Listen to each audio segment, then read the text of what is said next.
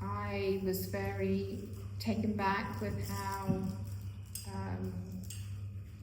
honest and kind and real he was. At a time in my life where there weren't many honest and kind, real people around, or to speak of Swamis. So it's such an honour, and it's an exciting time that he's come here to Wales, and that I can share him with you and his thoughts, and which are very radical, but in the very best possible way. He's written some books that you can take away with you, and I feel sure that his talk this evening will make a big impression on you. Without further ado, Mahārāja.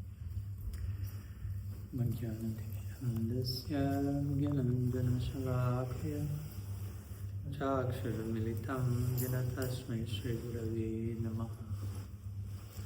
Namashrishtam Manumati Satchiputram Vatrashtarupam Rupam Tasya Grajamuru Purim Matarim Goshtavatam Radha Kundam Girivaram Maho Radhikamadhavasam Prapto Yasya Pratitha Kripaya Śrī Gurum Tam Natasmai Vanchakalpatarubhyascha kripasindubhya eva ca patitanam pavanebhyo vaishnavebhyo Nikhilat shruti mole ratnamaladiti nirajita padapankajanta Ajimuktakulayupashyamanam parithastvam harinam samshrayami Naraditacharim chirat karunayavatirna kalahum Shamarpaitymunnatojvalarasam svabhakti shriyam Hari purata sundaradyuti kadamba sandeepitam Sada hridaye khandare spurato vasachinandanaha Ajanulambita vucho kanakavadato Sankirtanaika pitaro kamalaya taksham Vishwambaro driyavaro jugadharma palo Vande jagat priyakuro karunavataru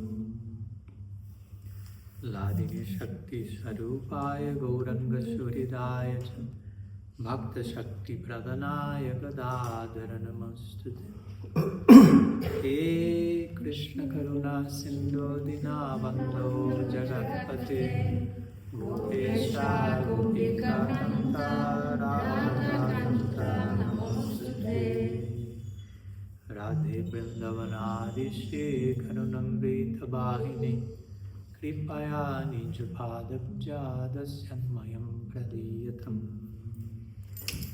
Bhaktya Bhinaya Paradhalakshaye Shiktaschakamadi Tarangamadhye Kripa Maitvam Sharanam Prapanam Vrinde Namaste Charanarvindam Vrinde Namaste Charanarvindam Sachinandan Gaur Hari Ki Jai, Shri Harinam Prabhu Ki Jai, Śrī Guru Purnima Ki Jai, Mahotsav Śrī Sanatana Gosvāmī Pad Ki Jai, Śrī Chaturmasya Brat Ki Jai, Sadhu Sangha Ki Jai, Guru Purnima Hari Hari Bol.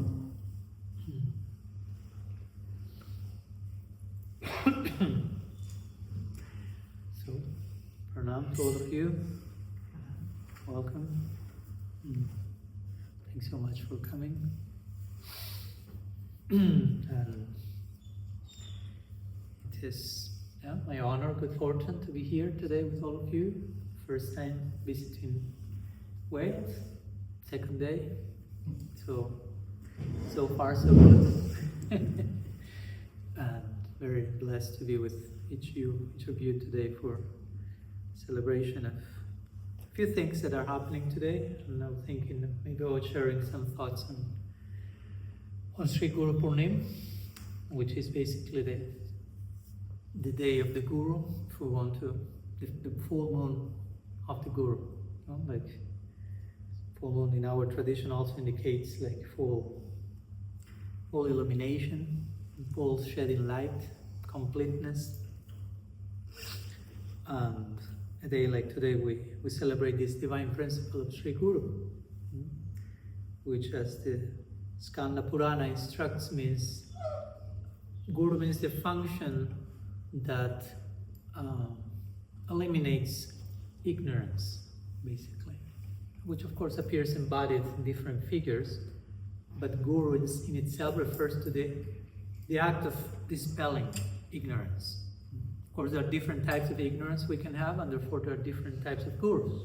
I may be ignorant in the art of playing kartals, and my kartal ignorance may be dispelled by my kartal guru, so to say. In India, there is a land of gurus. I mean, everything is guru. No, mom is guru, dad is guru, whomever teaches you one thing or other is guru. And of course, in the context of spirituality, we have what's called Shat Guru, of course. And that's why every time we pray to Śrī Guru, we invoke these different prayers through which mostly they indicate this idea of dispelling darkness, giving us proper vision, helping us to see.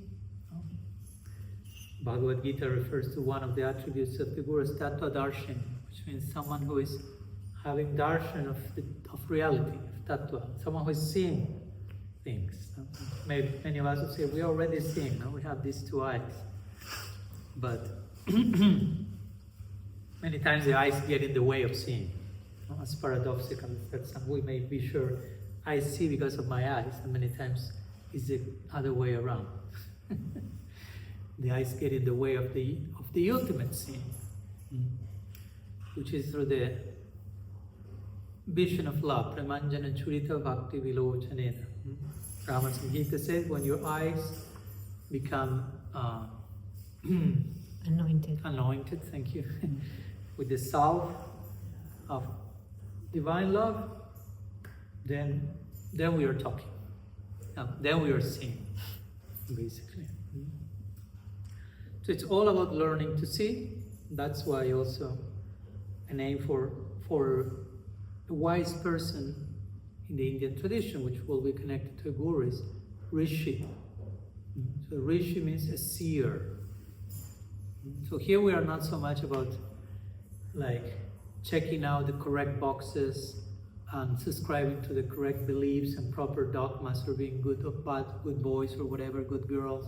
It's about learning to see, which is way more difficult than just subscribing to the right beliefs and being a right boy in Krishna consciousness. That's relatively easy. You tell me which are the boxes, what to do, what not to do, check. That doesn't warranty I'm seeing reality for what it is. It has to be accompanied by our practice, our efforts have to be accompanied by a certain attitude toward life. So we're talking these days called, in Sanskrit, anukul bhav, which means an attitude that is favorable to life. Not only to the pleasure of God, to the pleasure of the center, but to everything, because everything is in connection to the center. The goal of life for us is to learn to see through the eyes of love, which means another way of saying to develop divine love. And divine love is something that is expressed in all directions. It's multi-directional. We want to fall in love with the center, with the sweet absolute, as Srila Siddhar Maharaj will call it. But since everything exists in connection with that center, ultimately the symptom of becoming a real seer is we love everything. Easier said than done. Again, that's why it's a goal to attain. No? It's not something that in a weekend I'm there. And that's another conversation, but the paradox of divine love is that the more you love, the more you realize how much more there is to love. So you will never dare to affirm that you have colonized love, so to say. Now I love. In our tradition, arguably the most volcanic figure in terms of love is Śrī Chaitanya Mahaprabhu. Vyāsadeva Maharaj refers to him as the golden volcano of divine love. So that person was like a walking volcano. Imagine, that's erupting at every stage in ecstasy. But he will say, Na prema gandhasti darapi harove. In me, there is not even the aroma of love. If you will cross him, everyone will become like, how to say? Mad? Like when you get contagion, something is contagious, so you get Contaminated? contaminated. Infected. Okay. Infected. So whomever will just see him will get infected, but that virus, if you want to use that word. Not coronavirus, we could call it Karuna virus. Right? We make a play of words. The virus of sacred mercy. But he will say, in me there is no love. Of course, we will gently disagree with Sri Chaitanya because we'll say you are the personification of it. But the paradox of love is the more love you have, the more love there is to be experienced. So you will never feel I'm there. It's an ever-expanding goal to love, to learn to see through love. It's very humbling. You never get there finally, fully. Our tradition, very interestingly, we will say that even God himself is constantly exploring his own heart and never finding, like, never hitting rock bottom. And so something new to discover. Wow. Bhagavatam says that Bhagavan contemplates his heart and gets surprised about what's there in my heart. In a very humble way. Not in a narcissistic way. Because I'm so incredible, my heart is, in a very humble way. So anyhow, we are celebrating today Guru Purnima, which basically means when we enter in contact with this principle that dispels ignorance coming through us for different agents, and then we can start our life of love, our life of seeing, our life of awakening, and contacting reality for what it is. Srila Prabhupada will subtitle his translation and commentary on Bhagavad Gita as it is. We want to relate to everything as it is. If you properly learn Bhagavad Gita as it is, then you will connect with Krishna as he is, with each of you as you are, with me as I am, with the material world as it is. We want to contact everything for what it actually is and not my projection, my filter, my assumption, my prejudice, my fear, my unresolved trauma, and I'm like projecting on the outside. We want to contact reality for what it is. So Guru basically ideally means someone, not to limit that to one single person, but those agents that invite us, encourage us to contact reality for what it is.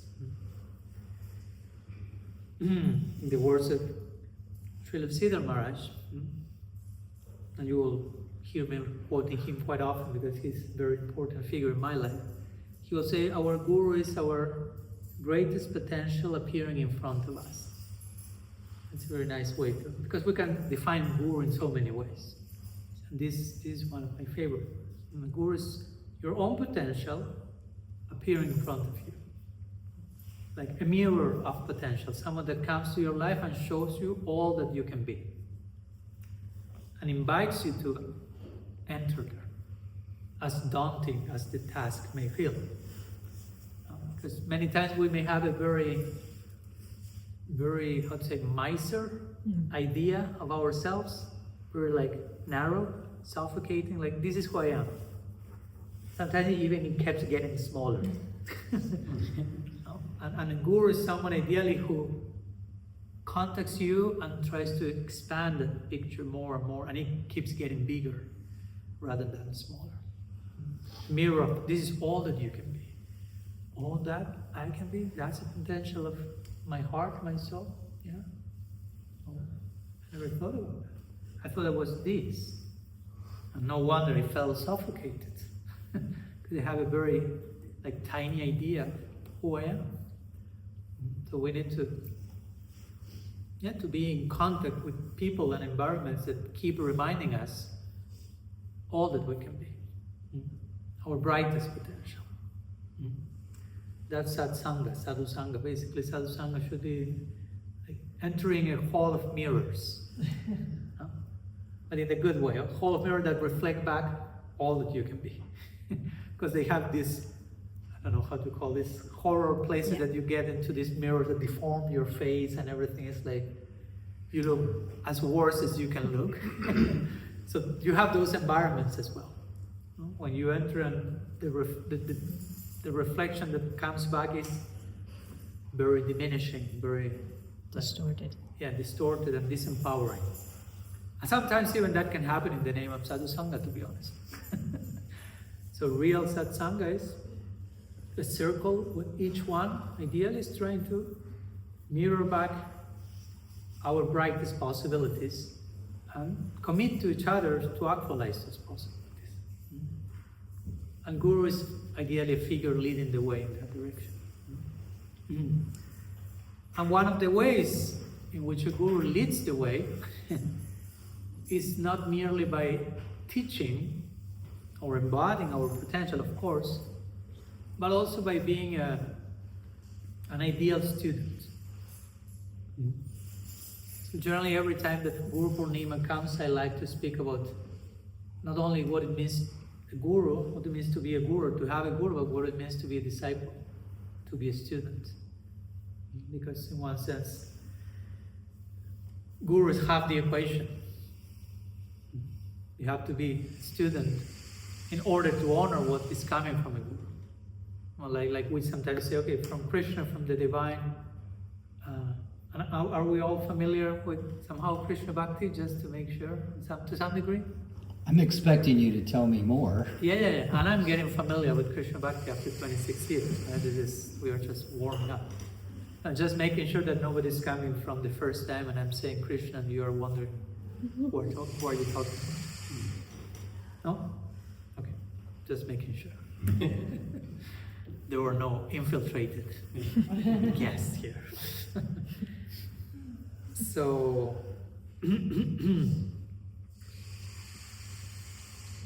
the Guru, as I said, is in one sense a mirror and embodiment of our highest potential.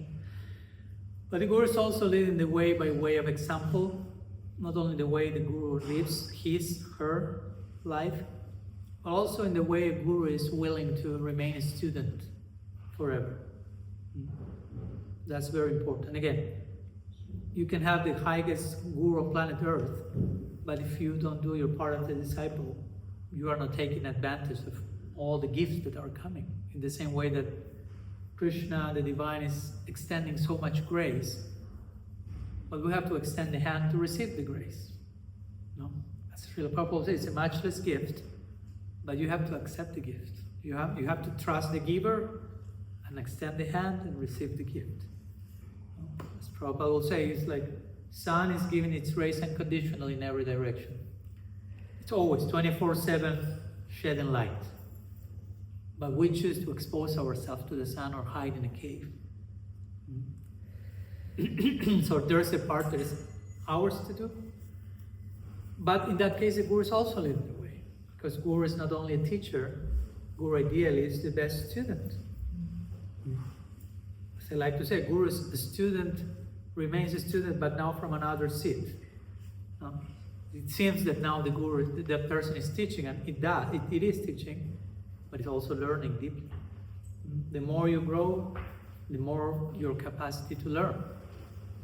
It's not that now I'm so advanced that I don't have any further lessons to be taught. On the contrary, the more you grow, the more childlike you become, and everything becomes a guru for you. The more you grow, and the more you become a guru, in one sense, the more you become a student, because the more gurus you start to discover all around you. That's the mystery of guru, which many times is misunderstood.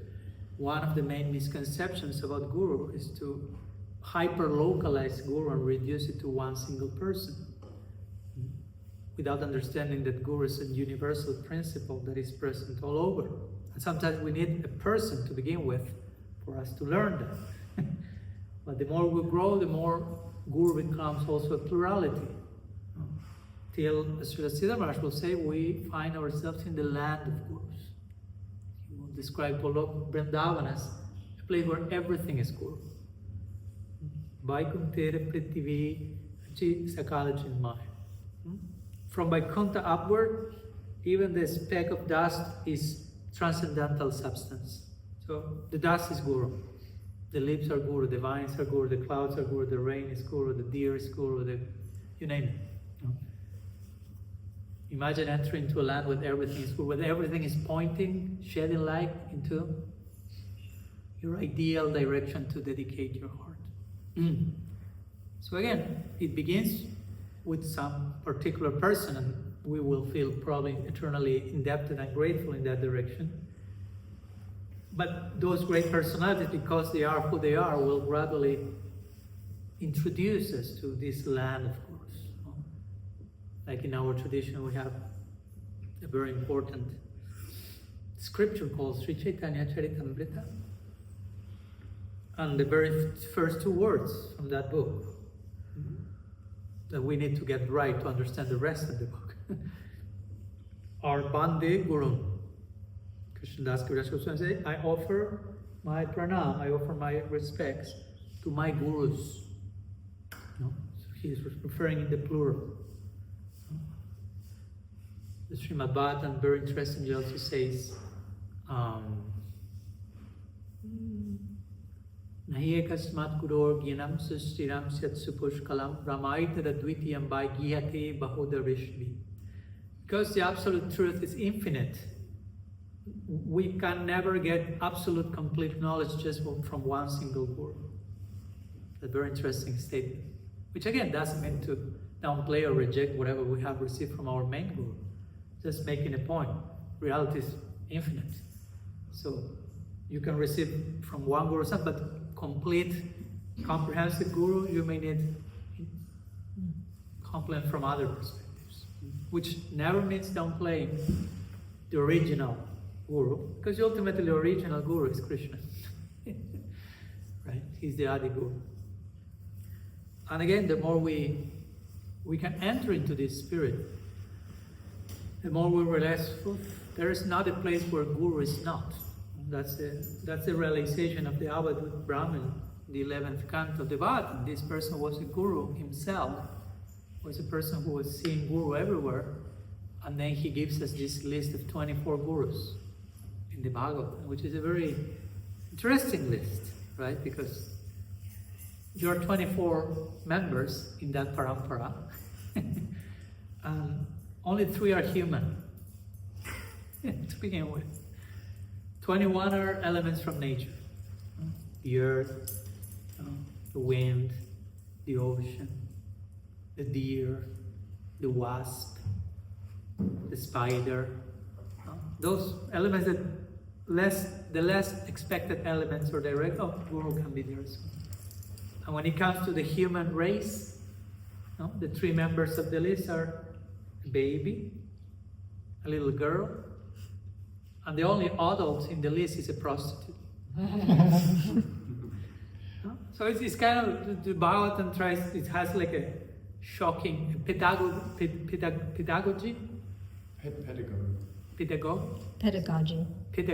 okay, of shock, right? It teaches you, okay, let's talk about guru. There are 24 in this list, only 3 are human, and the 3 are baby, girl, prostitute. You're like, wait. But the idea is, even in the place you think you will find the guru the least, even there you can find the principle that dispels ignorance, if you have the eyes to see. With this, I'm not saying, okay, yeah, now you have to go to a brothel to attain enlightenment. No? But in principle, if you are properly situated, you can find Guru even there. That's the idea of the Bhakti. We may not begin there, but we may eventually reach that vision where even in the places which seem the most ordinary, the most polluted, the most whatever, there's some truth being taught to us. So at the end of the day, again, Guru Purnima, the full moon of the Guru, and also it's Vyāsa Purnima today. That's the connection between Guru Purnima and Vyāsadeva's appearance days today. And Srila Vyāsadeva is kind of the archetype of the Guru figure. It's like the very embodiment of what it means to be a Guru, like a teacher, like a compiler of Shastra. And there are many interesting things if we want to relate what we just say so far about Guru with Vyāsa. Because Vyāsadeva appears in the Bhagavatam, of course. The Bhagavatam was revealed through Vyāsa. And he includes his own story in the Bhagavatam. It's kind of his autobiography to some degree. And his own, if you will, crisis in the Bhagavatam. His own, after compiling the Vedic texts and the Itihasas and Vedanta Sutra, and he feeling dissatisfied till Narad Muni came and made it clear to him Bhakti needs to be emphasized more clearly. And then Vyasa entered Samadhi. Narad Muni's instruction is go and enter into Samadhi. That's an interesting instruction, right? And if I say, okay, what's my homework, Maharaj? And go and enter Samadhi. But Vyasa could do that. So he entered Samadhi and Srimad Bhagavatam came as we know it, because there was a previous edition of the Bhagavad along with the other Puranas, but then the Srimad Bhagavatam with its emphasis on Bhakti came as the result of Vyasa's Samadhi. So Vyāsadeva is a very prominent Guru figure in the Bhagavatam. And after revealing the Bhagavatam, he's teaching it to Śukadeva Gosvāmī. He said in the Bhagavatam, they begin Jam Prabha Jam Tamanupita Napita Krityan Dvaipaya no Viraha Taraha Juhav. Like when Putretitam Mayatayo Tarabo Vinedus Tar Sarpa Bhuta Hridayam Munin Tamatoshmi. It's a pranam mantra to Śukadeva Gosvāmī. That said, when Śukadeva Gosvāmī was born, he ran into the forest. He was very unassuming. He was not here like, okay, I'm Vyāsadeva's son. I can get some reputation by showing that credential. He didn't want to do looking at. He had nothing, no interest in this work. He just ran into the forest. And Vyāsadeva ran after him.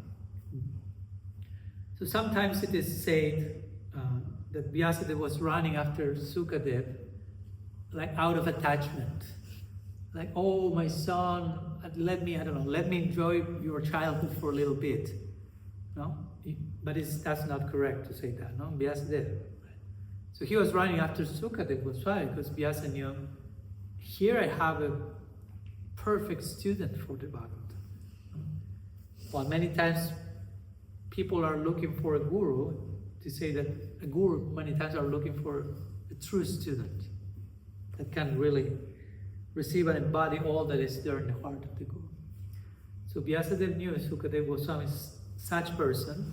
He happens to be my son, so it's an ideal candidate for me to pour into him the cream of the Bhagavatam.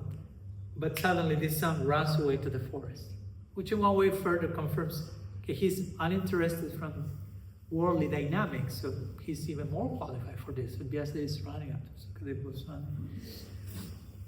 And eventually, as we know, he was not successful first in capturing Śukadeva Gosvāmī back. So he sent some disciples to the forest. He gives these disciples some verses from the Bhagavatam. He said, when you are in the forest bringing wood for the yajna, recite these verses. And I trust Śukadeva Gosvāmī will return. So it was like a form of, like they do with the snake charming with the flute.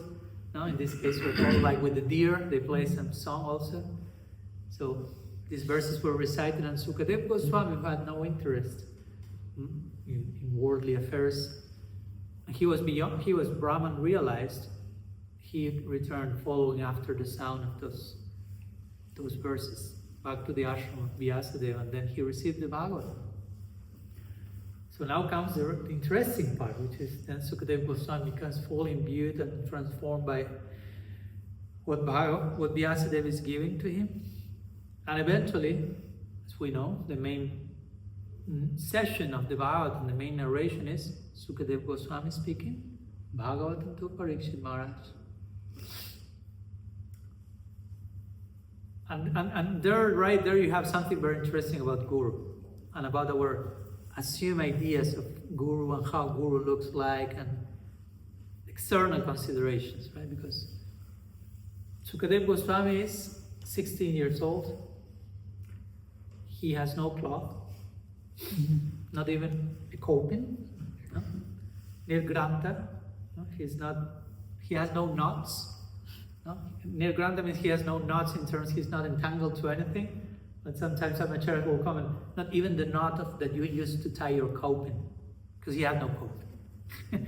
He didn't know he had no coping. In the sense, he was so much beyond this body that he didn't know if am I naked or not. What's that? Being naked, being dressed. He was somewhere else.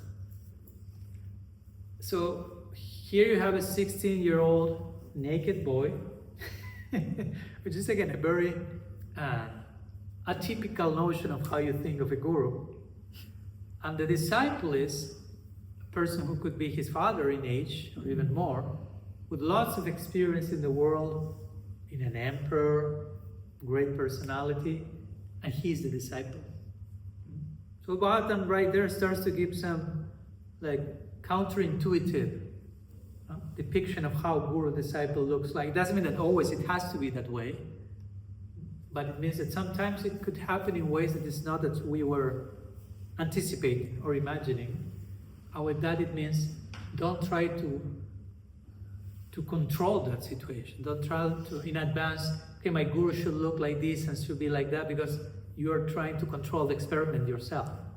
And it should be something that comes to you beyond all your control mechanisms.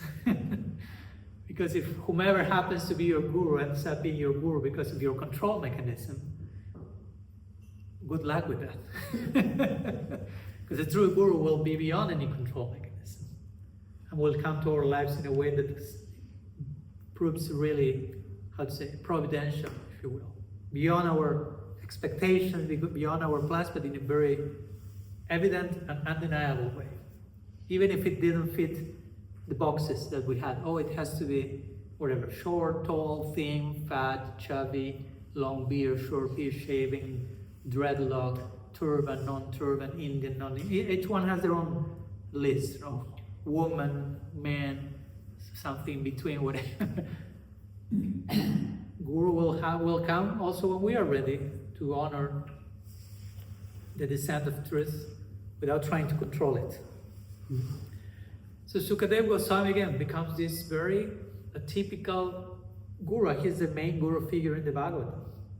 And Parīkṣit Mahārāja, he came into the arenas, we know, he was asking the sages in the assembly these important existential questions. As we know, he had 7 days to live, so you don't have time to ask about laundry list stuff. No? You hopefully get into the priorities of life. And everyone is given different opinions, this and that, and suddenly Śukadeva Gosvāmī enters the assembly, and Parīkṣit Mahārāja immediately, and again, he enters in a very atypical way. He's not being carried by a palanquin with like a retinue of people like Kijai, Kijai, Kijai, but he's followed by kids that are laughing at him, they are throwing rocks, they are like bullying him. And he's in another world altogether, naked. So it's not the idea of guru that you will think entering and how you met your guru for the first time. But that's how it happened, and Parīkṣit Mahārāja had enough sincerity of vision to say, oh, there's Śrī Guru. he didn't measure any externals. He saw, oh, truth personified has entered the room. So we are talking about Guru Purnima. We're talking about Guru and how the Bhattan gives these very interesting notions. And we are just warming up, because then Śukadeva Gosvāmī is accepted not only by Parīkṣit Mahārāja, but by all the assembled sages unanimously. Yeah, he will be sitting at the asana, and he will speak. And during Śukadeva Gosvāmī speaking of the Bhagavatam, there is a big assembly of sages.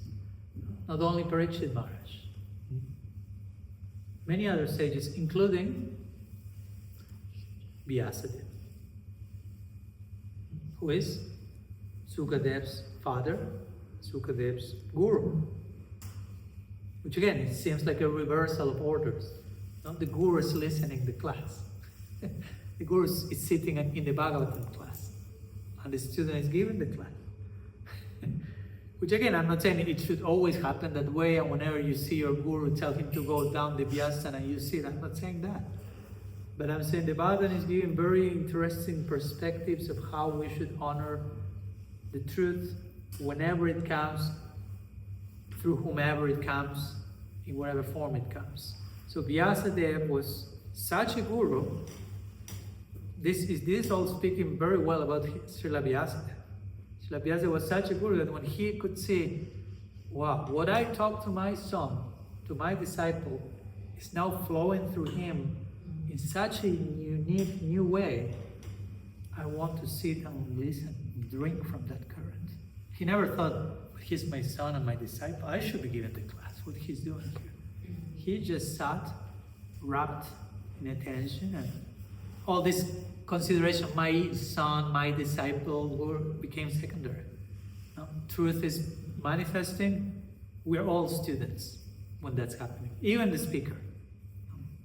Even Śukadeva Gosvāmī, who is in the Vyasas, and he's personally feeling, I'm an instrument, something that is flowing.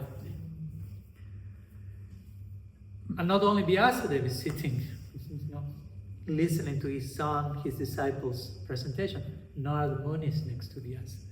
So Narada Muni is Vyāsadeva's Guru. Right?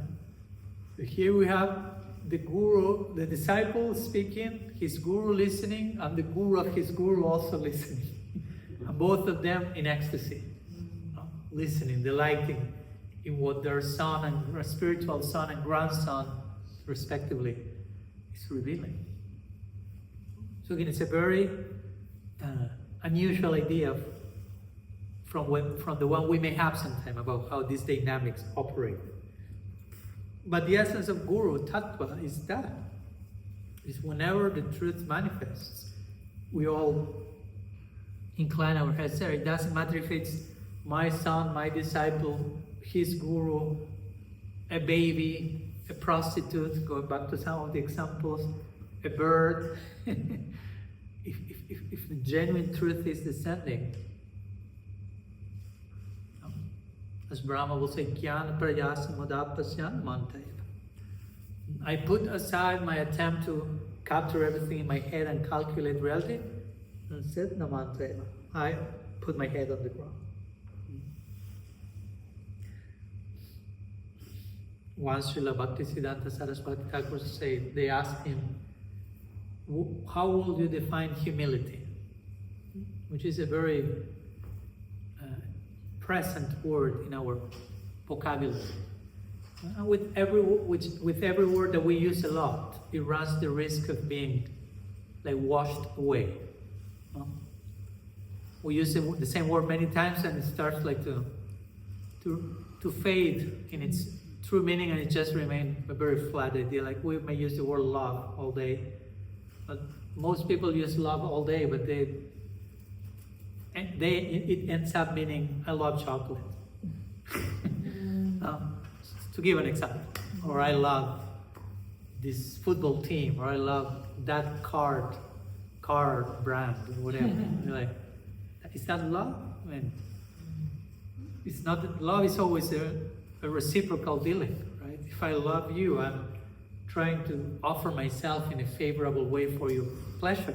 You are not doing that with your chocolate bar. Right? You don't have a chocolate bar in your hand, say, I'm offering myself favorably for your pleasure, and I'm deeply interested in what's your actual well-being. You just want to eat to serve you, right? Though you say, I love chocolate. You don't love chocolate. With all respect to your personal sensibilities. But just an example how we use a word and it ends up meaning the lowest common denominator, rather than all that it could possibly be in its deepest way. So in the same way, we can say love, we can say guru, it can mean a very small thing, where the word is actually speaking about something so deep, so spacious, so profound. So, so again, in this way, interestingly, beautifully enough, the Bhagavatam is showing this example. Whenever it's talking about Guru, it always is highlighting those figures, Śukadeva Gosvāmī, and even Śukadeva Gosvāmī, right? Because we say, okay, Vyāsadeva, today is Vyāsa Guru Purnima. Vyāsadeva is studying from his son. He's learning now from his son.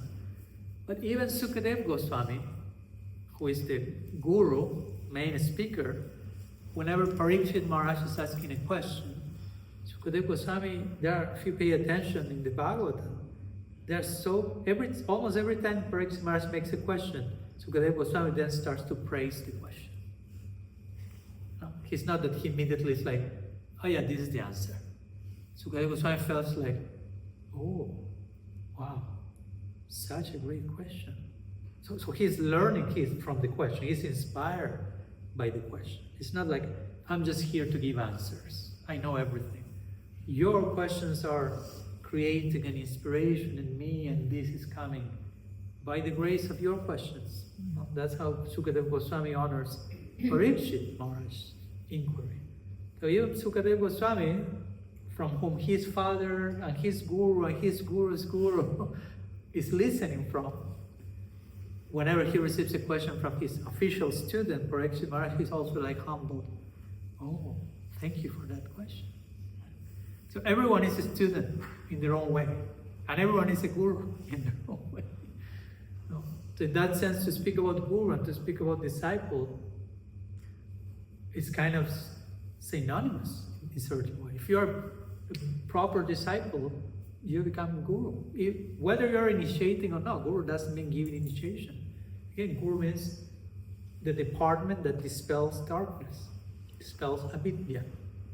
So if you live your life, and I was talking about Bhaktisiddhanta Saraswati Thakur about humility.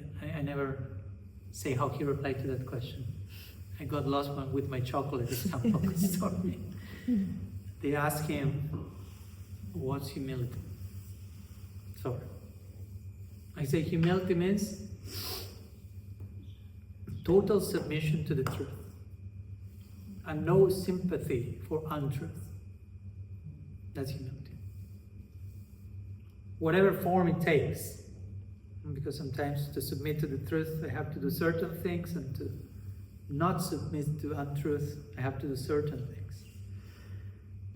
So, again, a guru is an embodiment of that, and a disciple is an embodiment of that.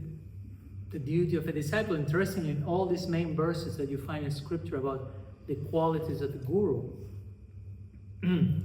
in all those main verses, there are three main verses, one in the Bhagavad Gita, one in the Bhagavatam, one in the Upanishads.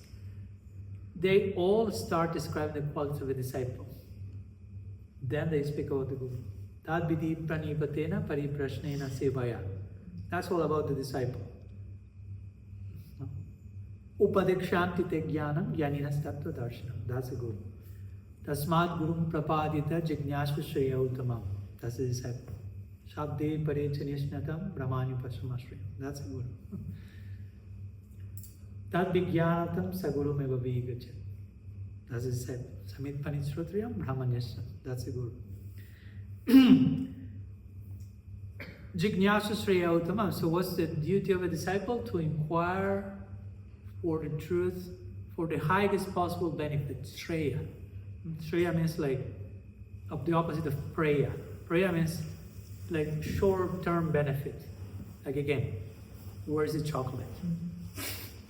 That's a short-term thing. Oh, how nice. That's it. Oh, I love chocolate. That's your love project. It lasted as long as it took 1 minute. Chocolate's over, love is gone. Love. No, so that's prayer. Immediate. Something immediate that you can enjoy, but it disappears and there's not much love at all. Shreya means real goals in life, real objectives that may never end, like their nature. They're so expansive. So Jignasya Shreya Uttamam says in Bhagavatam. The duty of the disciple is to inquire sincerely about what's the highest possible conception of truth at this moment of my life. And whomever does that becomes a guru. If you do that seriously and you live that seriously, you become guru. Whether you're again given initiation or not, that's not the main characteristic of guru. When you again study the symptoms of the guru, it never says, oh, they give initiation. Yes, some give initiation, diksha, but many of them are embodying the truth. No? Like, I don't know, we can speak about Śrī Gosvāmī. For us, it's a great personality. How many people he gave initiation to? 0. Does it make him less? No. Rupa Goswami gave initiation to 1, Śrī Gosvāmī. That's enough. 1 Śrī Gosvāmī, that's it. Sometimes we become a little bit entangled in numbers, right? But the essence is how much we embody with our way of walking. Like Arjuna is asking Krishna in the Bhagavad Gita, how does a sage walk? How does a sage sit?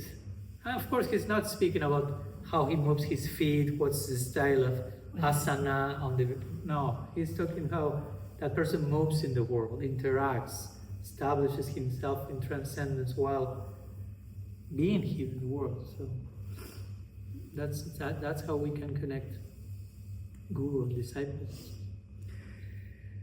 So yeah, today we're celebrating Guru Purnima, and interestingly enough, once that idea came, there's actually no, in the Vaishnava calendar, there's no Shishya Purnima. There's no day of the disciple. Because in one sense, that's included in Guru Purnima. Because of what we are talking today. Real gurus are students, as examples we were sharing today. Genuine guru is always learning something new, willing to know, always open to more. As the Vedanta Sutra we were talking the other day in Switzerland, the very first aphorism of Vedanta Sutra, Atata Brahma Jignasa, which says, now is the moment, therefore now is the time to inquire into Brahman. Brahman is a Upanishadic Vedantic name for the Absolute, which means Brahman is that which is expansive and it's making everyone expand. So it's the name of the divine in terms of constant expansion. So it says now is the time to inquire about that, about that which is always expanding. Like implication is your inquiry will never end. Let's inquire about that which is ever expanding, which means let's enter into an ever expanding inquiry. Right? So if I'm here as a student of that Brahman, that the ultimate reality, I'm inquiring into that, means the inquiry itself will never end. An inquiry doesn't mean just intellectual curiosity, but diving deep into that reality, exploring the heart of reality, the heart of the Absolute. So there's no end to that. And that's why a genuine guru will never say, I know it all. The contrary, the more they grow and advance, the more humble they become, the more open to new revelation. Not like when I like to always say when Srila Prabhupada, he just published his his translation of the Bhagavad Gita, his edition of the Gita. And someone asked, so Prabhupada, what's the next book you plan to translate? And he said, oh, probably Bhagavad Gita. He had just published the Bhagavad Gita. So everyone was like, and they were a little bit like, Prabhupada, you just published the Bhagavad Gita, just in case. And they didn't want to offend. They thought maybe he forgot. And he looked at them like, and he was chuckling, like implying, yeah, I know I just published the Bhagavad Gita, but do you think that you can just, in one edition, you can say all that can be said about Bhagavad Gita? That has no end. You can publish one commentary after another. Like we were saying the other day, Bhaktisiddhanta Saraswati Thakur, he was at his time publishing this daily newspaper called Nadia Prakash in India. Like we get the newspaper, I know what's the name of the most popular Welsh newspaper here. Probably it's in Welsh, so I cannot even pronounce it. Tyneside. Wales Online. Okay, now comes the different tastes. Anyhow, there are more than one. Yeah. Every day, reporting the news of the world of limitations. It's not a report of journalism, enlightened people and transcend. So Prabhupada Bhaktisiddhanta was publishing every day a newspaper in India about Vaikuntha news, the news of the world without limits. And at one point someone asked him, like, every day a newspaper? I mean, will be a point where you will run out of what to say, what to write. And he again chuckled, like Srila Prabhupada chuckled when they say, you just published the Bhagavad Gita. It's like so much can be said. So Prabhupada said, again, you have so many newspapers every single day being published, reporting the news of conditioned souls in a world of limitation. There is so much to say about it. And I'm publishing a daily newspaper about the news of the unlimited world, infinity. And you're telling me that I will run out of things to say? And he concludes saying, if it's for me, I will be publishing a newspaper every second. She said like that. At every second I have enough content. The only problem is there is not enough interest in the audience. That's why I cannot publish every second a newspaper.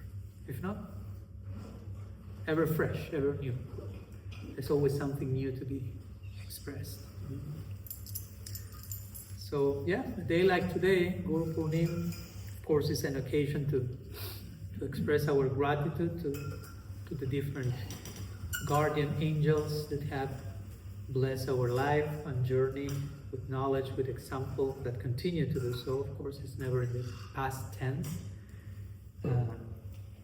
To reflect on our role as students, as disciples, because again, it's not enough to say Gurudev Ki Jai. I mean, we can say that, and I have nothing against that, but it's important to translate that phrase into lived dedication as an eternal student of the truth.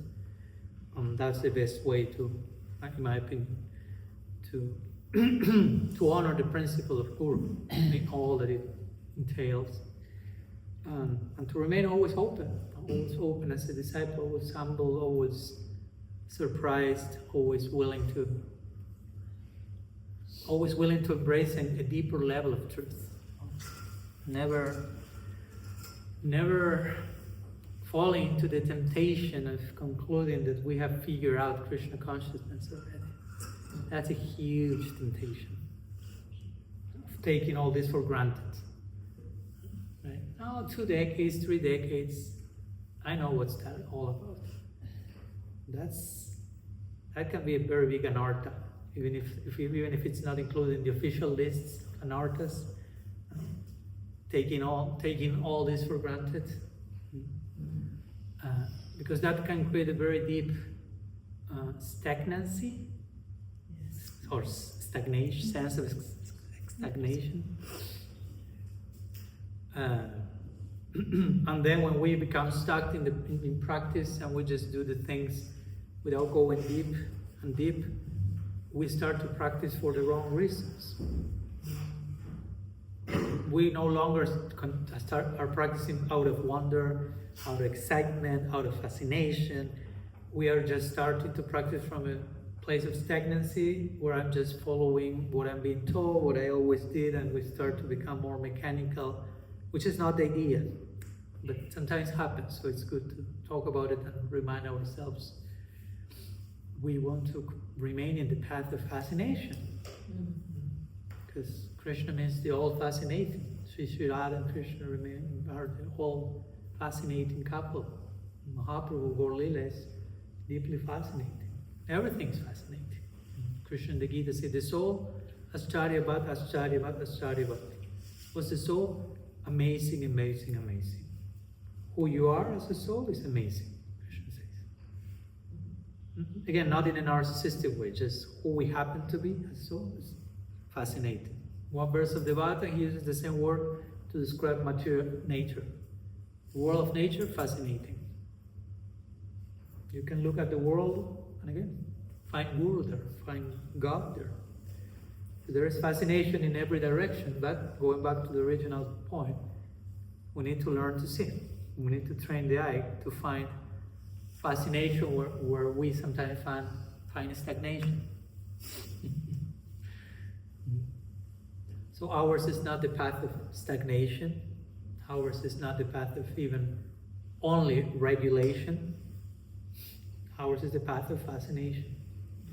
And when there is fascination, everything follows from there very naturally. Surrender.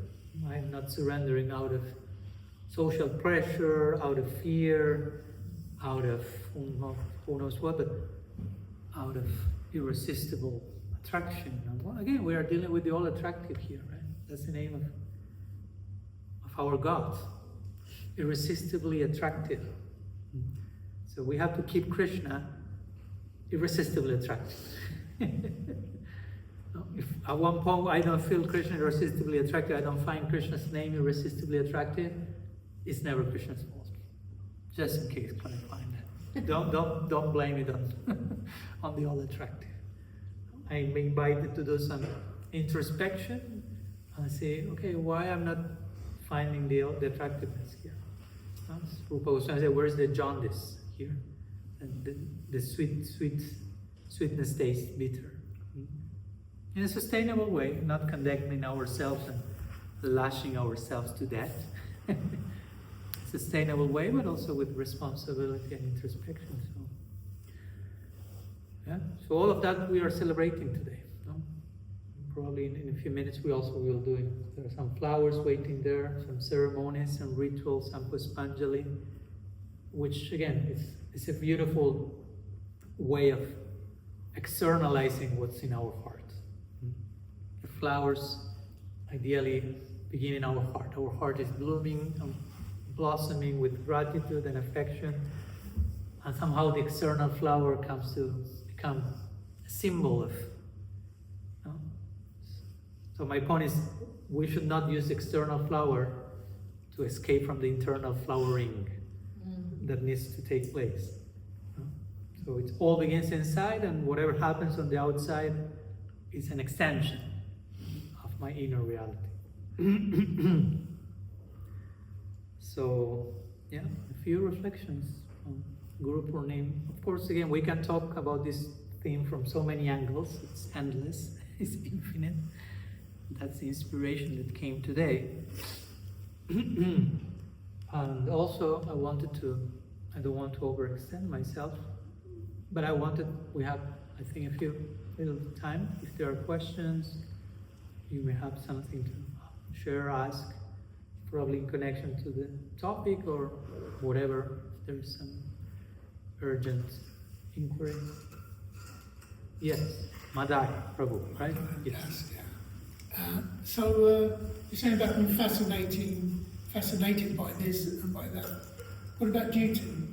What about? If you're doing things for your duty. It's your duty to do that. You're not fascinated by it, but you do it because it's your duty. Okay. Is that similar? Can you give me an example?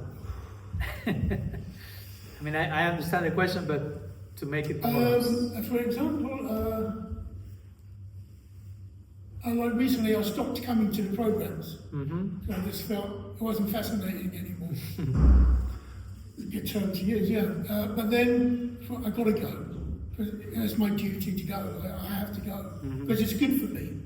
It's good for me to be amongst all the devotees. That's an example. I started doing things because I had to, because I should do. But I wasn't really, oh, this is fantastic. I'm jumping and dancing, you know. Yeah. Is that a good example, would you say? Yeah, it's perfect. Thank you. Just wanted to ask you for an example that could be relatable to you also. Okay. Thank you.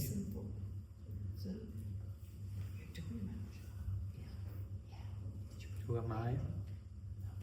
Oh, sorry. Sorry. No, if you will need to finish that. But I don't want to talk on top of you. You're talking about some duty there. Yeah. Or you are fascinated by something. You can't resist. She was talking about the offering. Okay, there's some fascination with prasad for sure.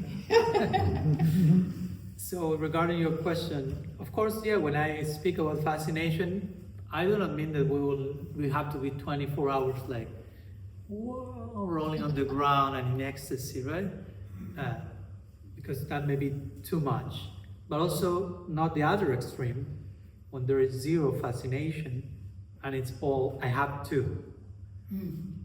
Because that becomes difficult. In time it's a little bit difficult to sustain, it becomes dry, and there's zero fascination, but I have to, and what's behind the I have to, again, sometimes, and I'm not talking about you in general, sometimes behind the I have to is what they will think about me, or what's the negative consequence of not doing it. So many times our bhakti practice starts to become oriented more about the fear of what will happen if I do not do my duty. And that's the definition of Vaidhi Bhakti. But our line is not Vaidhi Bhakti. It's Raga Bhakti. Raga Marga Bhakti Lokhi Kariti Vachan. And it may be a gradual process, of course, no? Entering into the world of fascination and eventually entering into, I don't know, the reality of Vrindavan. When you hear the service of the inhabitants of Braj, nobody thinking in terms of duty, right? It's not like the Yashoda is like, okay, I have to breastfeed Krishna today. He's my son. It's my duty as a mom to cook for him. There's no such a thing. No, it's not like the gopis. Okay, we have to go to Rasa Leela at midnight. What to do? It's our duty. No, that idea doesn't pass me for a single. On the contrary, they are willing to break all duty, transgress all duty, in the sense of worldly dharma, of course, for the sake of paradharma, for the ultimate duty, prema dharma. No? Again, I'm giving highest examples, and of course, we may not be there yet. But there is no sense of duty there. Actually, the sense of beauty, there's no duty. There's just fascination, attraction. Where Krishna plays the flute, all duty is thrown out of the window, so to say.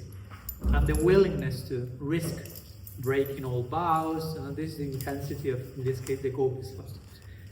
For us, where we are as sadhakas, I will say there is a place to, of course, to engage in duty. Like you, the example you gave was very good. Like, okay, I'm not feeling fascinated, still hopefully some fascination is there or comes somehow. But also there's a place, as you said, to say, okay, I know it's good for me. No? As long as that's true, right? It's not like you are like convincing yourself against your own experience. Because sometimes we know, I don't know, I know it's good for me to do this, but I'm lazy or there's something getting in the way, but I know that I have to make some effort and sacrifice, and then I'll find myself in a better situation. Yeah. So there is some like conscious effort to get there. It's not out of irresistible fascination. So there is a place for that, no? A place for effort, for sacrifice in sadhana. But still there has to be some fascination. Because if not, what's the impetus, the motivation behind all that, right? Which sometimes can be just I have to. No, it's not that you have to. Hopefully, it's you want to. And maybe if I say no, but yeah, I'm not fascinated enough. But I know if I make this and this effort, I will be in a place and have an experience that will give me a higher taste, as Prabhupada would say. And that will feed fascination. Yeah. It has to be relishable. Yeah. Tasty. And relishable, of course, not in a way of also like personal enjoyment, right? It's not like, okay, I'm coming to the program so everyone makes me enjoy here, right? Because sometimes fascination doesn't necessarily mean something like, wow, I'm relishing that. Sometimes it can be some new angle or new perspective that is fascinating, but it's very unsettling at the same time. Sometimes you may sit at the feet of a guru or a sadhu, and they may say some deep truths that are uncomfortable. But there may be fascination also in that, if we are sincere. You follow my point? Because if not, we just become like consumers. Like, I want to go to the class and I want to hear all nice things that keep me in the comfort zone. And then I will say, oh, that class was so inspiring. Because they just say all the things that I want to hear. And that means, no, you are engaging in self-deception. And you just want someone to confirm your own biases and your own stuff. But a genuine guru or genuine speaker of the truth will be compassionate, but will not compromise truth for the sake of comfort. No? So some things need to be said. There may be a little bit like, whoa, what's that? But if we are sincere, we will be fascinated by that. Even if it takes a moment to digest the bomb we just heard, whatever it may be. It's like, whoa, what's that? Wow. Oh, it makes sense. It was a shock, but then I'm digesting it. It's having its own taste and charm, and I'm fascinated. So how do you digest it? Is it a matter of talking with other devotees and going over what you've learned, what you've discussed to digest? Yeah. You need other influences? I will say digestion is an ongoing process, right? It's not like, okay, I've digested it all. And it's so important to share that with. Śrī Gosvāmī will say, Swajatya snigdasya swatavar. Sadhu Sangha needs to be among like-minded people. Yeah. No? Not even members of the same religion. But people you can feel, okay, I resonate with this person, I feel some trust, I can open my heart. We are speaking kind of the same language, we have similar. And it doesn't mean that those who are different are worse or bad, it's just that we need to find certain inner circle. Like in every group, there may be like more general circle, more personal, intimate tribe, so to say. We all need that. Doesn't mean the other groups are less or better, it's just what it is. So we need to discuss these things among like-minded people. And also affectionate, snigdasya, Swami says. Swajatya, like-minded, snigdasya, affectionate. There is affection, there is trust, there is openness, there is support. It's not that everyone is like bullying one another or judging one another or like putting everyone in the box and waiting for, they say, oh, this is like, because that happens unfortunately sometimes in groups of every sort. And swatavar, which means come into things. Swatavar means to be surrounded by people who are more advanced than us, so we can learn from them. But also it can mean to be surrounded even by peers, but each one is so honest and sincere that something higher descends through them. Now, to give an example, let's say, hypothetically, we're all here Madhyam Bhaktas. No? I'm being a little bit optimistic, but hypothetically.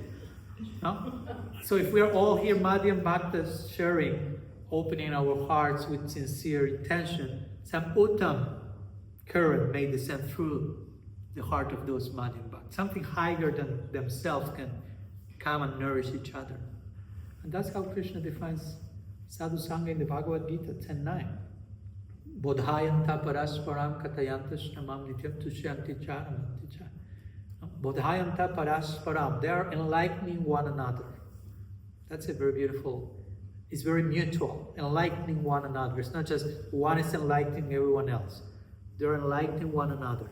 Everyone is getting enlightened. Bodhayanta parasparam katayanta shramam, by talking about me constantly. And again, talking about me doesn't just mean quoting verses or reading, but also digesting what you share, like sharing how I'm processing, how I'm feeling. Tushyanti charamanti cha. By doing that, Tushyanti, they receive deep nourishment, Ramanti, and also they experience some special taste and pleasure, fascination. So we all need that, even if it's one person, another person to share with. It doesn't need to be 3,000. I mean, it cannot be 3,000. I cannot have intimate association with 3,000 people at the same time. It's too much. We need some small circles to open our heart. Guhyam akyati prichati, as Rupa Gosvāmī will say, reveal our minds in confidence, which doesn't mean, sometimes we take these ideas, sometimes also very negative. Reveal your mind means, okay, you reveal your mind when you are confessing a crime or something to someone, right? Okay, Maharaj, last weekend, I have to tell you that. I mean, it can be also that, but please don't burden the Swami only with crime confessions. Revealing the mind is also sharing your longing, your realization, your fascination in your heart, and all the things that are most valuable in your life, that are very also tender and very sensitive, that you may not just open about that with anyone and everyone. So finding those people and places to, okay, I'm disclosing my heart here. I'm becoming naked in one sense, very vulnerable, very transparent, and being with someone that you know that person will understand me, will not judge me, but will receive me, will listen to me, and will nourish me back. That's when you can find that, that's super empowering. After that, both parts will come will lead the sharing on steroids or something. So we need to look for that, and we need to pray for that. If we feel, okay, who is that person in my life? I don't know, I don't have it, or whatever. It's not that there is a lack of availability. We may need just maybe to pray deeply about getting that company. And again, be careful not to put that into a box too tight, like it has to be in this way, from that direction only, this what Rupa Gosvāmī says. I'm going there 1 minute, Narayana. I say raise hands, I'm not forgetting just in case. But Rupa Gosvāmī says, Krishna-bhakti rasa bhavitāmati kriyatam yadi kutopi labhyate tatra laulyam apyekalam molyam janmakoti sukritam labhyate.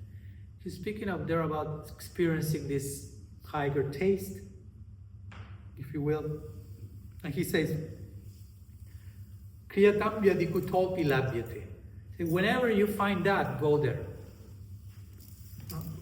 Like if you have a longing for certain company or experience, whatever that is implying, it can be in this line, in this group, in this sangha, in this one, and that's secondary. No? Don't be too entangled into formalities. Whenever you find a genuine heart burning with sincerity for the truth or whatever, and you feel that, and it's touching your heart, the only qualification is tatra laulim apyekalam. Laulim is longing. Greed is the word technically it's used there. To have sincere greed for that, that's the adhikar. That's the qualification. So yeah. And again, sometimes we may need to do effort, some duty. I'm not just wanting to sound too naive. Let's be just fascinating 24/7, but not going to the extreme of everything is duty, everything I have to, because it can become really pretty dry and pretty oppressive and suffocating, and the motivation becomes very It's more negative. It weaponizes the etiquette, doesn't it? Exactly. Yes, it can become very weaponized. Yeah. And also, when I'm in that kind of state, as it were, and like last week we were discussing choice of freedom. Freedom came up in our thing last week, and I was thinking, but if I'm under the modes of material nature and ignorance, my freedom of choice is influenced by the modes of material nature. So, how do I become away from that? So my decision is, is it the correct decision and not listen to the modes of material nature? How do you become aloof from that? From the influences of the material nature? Everything's fine out here, isn't it? It's nothing. Sorry. No, it's fine, it's fine. Well, Krishna gives, of course, the statement about transcending the nature of Daiviye Sagunamayi Mamam Maya Duratya Mameva Ye Prapadyante Mayam Tam Tarantite. First of all, he's saying that it's not that easy. At the same time, he's calling material energy my divine energy. So for me, this is something important, at least for me, which is that material energy is not bad, right? It's a Shakti of Bhagavan in his service. Yeah. It's not like the devil wanting us to fall into hell, not like some evil person. I'm saying that because sometimes by not properly understanding Maya Shakti, that in itself becomes a problem. By relating to Maya Shakti like in a constant adversarial way, we are creating an unnecessary problem. If we actually understand, and unconsciously we may also victimize ourselves. Like, oh, I'm a victim of Maya. Rather than saying, Maya Shakti is an energy of Krishna, in the service of Krishna, which exists to facilitate my freedom of choice. So whenever I choose to look in another direction rather than Krishna, okay, there is that agency called Maya Shakti to facilitate that choice. So I'm taking responsibility for my free will, rather than saying, oh, Maya made me do this. Right? That's easy, right?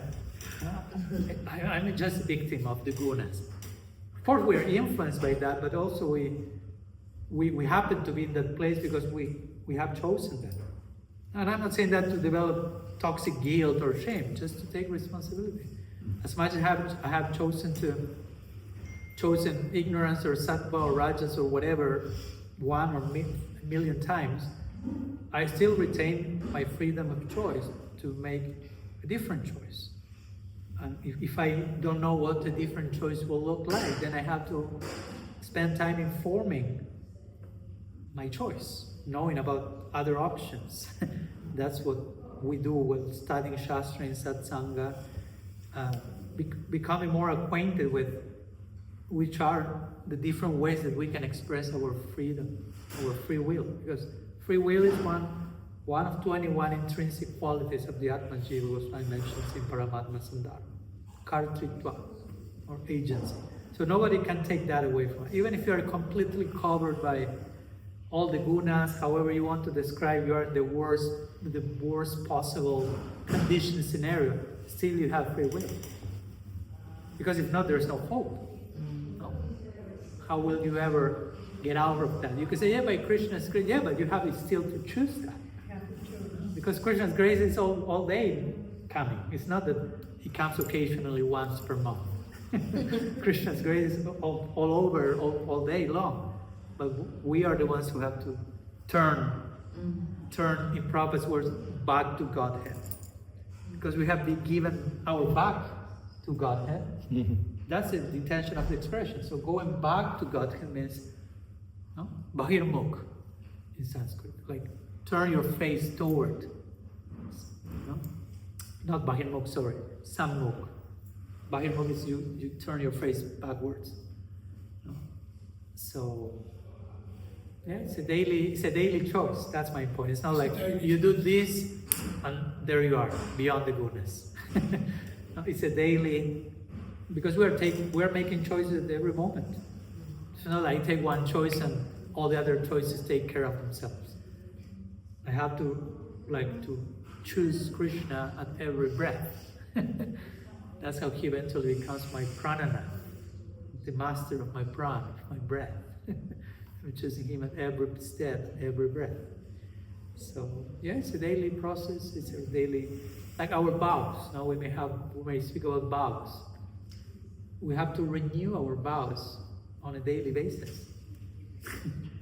Now, what it means, I don't know. I'm a sannyasi, so okay, I took certain vows. I don't know, 70 years ago. But it's not just something I did 70 years ago, right? It has to be every day. Like if you're married with someone, okay, you married 35 years ago, but you have to renew your vows. Even, I'm not saying with the ceremony or ritual, but on a daily basis, you have to renew. What does it mean for us to be married? If you just say, no, we already married 37 years ago, and now the marriage is taking care of itself. You're signing the divorce paper, basically. So in the same way, we have to renew our vows, whatever vows you take, whatever commitments. And sometimes even part of the renewal may be knowing how to adjust those commitments according to where you are in life, to continue honoring the essence of the vow and not just getting stuck in the external. But yeah, it's a daily decision, a daily choice. And gradually, if we choose in the right direction with proper guidance and support, we eventually will find ourselves beyond certain influences or tendencies that maybe in the past were more normal. Now we realize, oh, I'm somewhere else now. But it takes patience and daily decision and choice. Yeah. You raised your hand before. No, yeah. Yeah, I wanted to ask, whilst I've got a little understanding of what you mean, seeing everything as a guru and teacher, that Krishna can come through everything, you know, in the way some plants growing or vibrant so the bumblebees. But when looking, like, I mean, I'm initiated myself, very happy with my guru. But if a person is looking for a guru because a guru passing on what the guru's told them, like the same wine in different glasses as it goes down, because the guru unlocks the secrets of the Vedas. But as if you're an aspiring disciple, what would be the qualities that would show that it's a bona fide guru? What would the person be seeing with our material eyes? What are the qualities of a bona fide guru? Yes. So, and I will reply to a question in connection to that.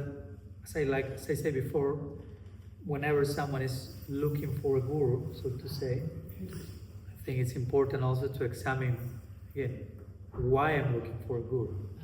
No? To in a healthy way to question your intention as a seeker of a guru, because you may be looking for a guru for the wrong reasons also. Yeah. Do I want, that's why I say before all these verses that define who is a guru, first define who is a disciple, to make it sure, hey, you guys who are looking for a guru implies that you are planning to become a disciple. And this is what being a disciple is about. So you are informed about it, and you are not looking for a guru for the wrong reasons, right? So once one realizes, okay, being a disciple means inquire into the truth with a sincere heart, surrender out of healthy motivation, again, not out of fear, not out of pressure, not out of negative considerations. Of course, sevaya, giving myself, being willing to sacrifice my life in a healthy way, in a sustainable way. And the qualities given of the Guru are, again, very similar in all these verses that I quoted before. The Bhagavatam says, Shabde Paricha Nishnatam Brahmani Upasamashrayam. Generally here, the Guru has to be knowledgeable of his Shastra, of scripture. Realized or knowledgeable? First knowledgeable. First knowledgeable. Yeah. I mean, first not to give priority, but the Guru has to have knowledge about the Shastra too. Because if someone asks, okay, a question, and the Guru doesn't know anything about Shastra, is how they will reply the question. Because again, the Guru is supposed to also support his or her conclusion based upon what revelation is saying. No? So, Shabdi Paricha Nishnatam. So first comes being familiar and quite familiar with the message of the scriptures, and then having a realization of that, not just having knowledge. Because also you can become a repository of knowledge, but it's all stuck from the neck up. And there's not like genuine realization. So actually between the two, I mean, it's not that we want to choose, but if only one of the two can be chosen, is having realization. Because sometimes we have seen, like for example, Mahaprabhu, when he was traveling South India, he finds this devotee who is looking at the Bhagavad Gita and just looking at the cover and crying. But he didn't know how to read. No? He was illiterate. He was crying. So Mahaprabhu will ask, like, why you are crying? He said, well, because I'm seeing this cover with Krishna, the Supreme Lord. He's acting as the servant of his devotee. No? God, the source of all creation, the biggest of the biggest. He's being the driver, the chariot driver of Arjuna. So, conquered by bhakti, conquered by love, God becomes the servant of his servant. So I cannot contain my tears, he said. And Mahaprabhu said, wow, you have understood Bhagavad Gita. Maybe he didn't know any verse, he was not a pandit, he was not knowledgeable, but somehow he got the capacity to extract the essence of it. So again, that's an example where, okay, if we have to choose between the two, have the realization, even if the knowledge is not there. But generally for someone acting in the role of a teacher, some knowledge is required, because again, there's the necessity of certain explanations and guidance and reference to scripture. If you're an avadut living in a cave by your own, you may not need to have all this knowledge to explain anyone, because you are in your own inner world and you have all the realization. So the Bhagavatam says, Shabdi Paricha Nishnatam, which means, Nishnatam means like, how to say in English? Drenched. So the Guru has to be drenched in knowledge. So it's not just know a little bit, but deeply immersed in the knowledge, but deeply immersed in the inner reality of the knowledge. Walk in the talk. And then it says, Brahmani Upashama Ashrayam. An interesting expression comes there, Upashama Ashrayam, which means, Upashama means tranquility, and Ashraya means shelter. So a guru has to take shelter in tranquility. It sounds a little like awkward to say it and it's translated in that way in English, which the idea is, if you have taken shelter in tranquility, means you're peaceful, you're like, mind and senses are under control, and I will add to that, balanced as a human being also. No? You're not like triggered by unresolved trauma and become totally dysfunctional in your relationships with other people. Because again, if you're a teacher interacting with the world, interacting with other human beings, you have to have some balanced humanity on your own. So the imbalanced humanity of the people you are dealing with are not triggering you that much, so you can no longer teach. So that's basically what the different verses say. Bhagavad Gita will say, Jnani, what is it about? Pranipprashna Sivaya Upadekshante Jnaninas Tattva Darshina. So Guru is a Jnani, which means in this sense has knowledge, and Tattva Darshan, going by, is seeing. has vision, not only. So main ideas is the knowledge part, the theoretical part, the realized part of that. But the Bhatana's disinteresting, like Upasama tranquil person, peaceful, balanced, like-hearted, if you will, in terms of relationship. So, in summary, of course, many more things we can say, but and it may take time to, of course, ideally, that's why in the scripture also it is, as far as possible, recommended you take your time to know the person and to allow the person to know you, because again, both are about to enter into a type of marriage, if you will. Sanatana Goswami will say, his Hari Bhakti Vilas, Guru and disciples should live together for 1 year before accepting each other. Of course, he's speaking at the time where Guru Kul is there and disciple goes and lives with the Guru, which sometimes in nowadays society not always may be possible. So if, okay, how does 1 year living together translates into nowadays time where you may not be able to live together? And I'm saying this just in the sense that sometimes I've seen devotees become a little bit like intense about, okay, you have been chanting rounds for 3 months. Who will be your guru? And it's like, okay. No? It may take time. No? Srila Prabhupada received initiation from Bhaktisiddhanta. He was born into a Vaishnava family, but he was initiation decades after he was born as a Vaishnava. So it was not like, okay, now. It was 10 years after he practiced. And on top of that was 10 years after meeting who was going to be his guru. So it's not like, okay, he was 20, 30 years looking, he met his guru, he got initiated the next weekend. It was a decade after. Which I'm not saying everyone should do like that, but I'm just saying each one at their own pace. And it's, I will say it's, how to say, healthy to take some time so whatever commitment is established there in time may be sustainable for both. Yes. I've heard Your name, sorry? Balabhadra Das. Balabhadra, yeah. I heard the third quality of the Guru was that he's completely detached from all sensual gratification. He's detached from the material world. Is that synonymous with being tranquil? That's what I was going to say. It's another way of saying It's that. another way of because saying that. Upasama Mahārāja means Guru is, again, has taken shelter into tranquility, which you can say is of controlled mind and senses, Yes. which can mean what you just meant. If you're not, Like- if you're not detached from the material energy, you're not going to be tranquil. So I'm definitely yeah, not. it's basic. No. So there is different ways of saying the same Yeah, thing. very nice. I haven't Yeah. had it that way. It's a nice expression. Yeah.